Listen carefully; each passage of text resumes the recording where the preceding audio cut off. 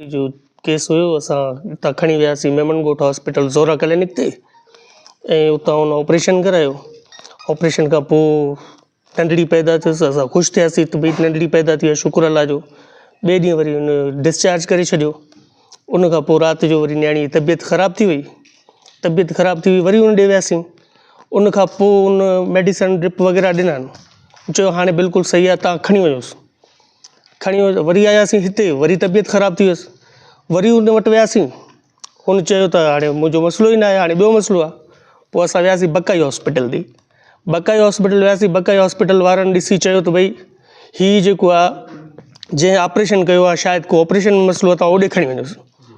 ऐं ऑपरेशन होॾां त असांखे जवाबु मिली वियो भई हाणे मुंहिंजो मसइलो न आहे, बकाई ते खणी वञो।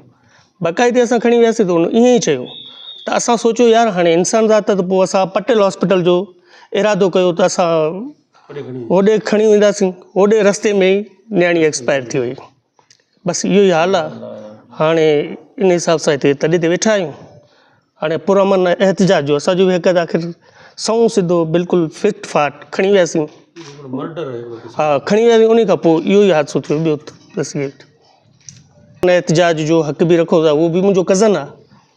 त पोइ हाणे ॾिसूं था, फ़िलहालु त 3 ॾींहं खां टिजो करे पोइ पुरअमन एहतिजाज कंदासीं इनशाला। सभु काठोड़ जा मेमनगोट जा भाइर असां सां गॾु कुल। ऐं ॿियो काठोड़ डिस्पेंसरी जो हाल आहे जेको टिजे ते वेठा आहियूं। पोइ वॾनि जे सलाह मशवरे खां पोइ इनशाला टिजे खां पोइ जेको बि सलाह मशवरो हूंदो इनशाला असां लाइमन तय कंदासीं, पुरअमन एहतिजाज बि कंदासीं इनशाला।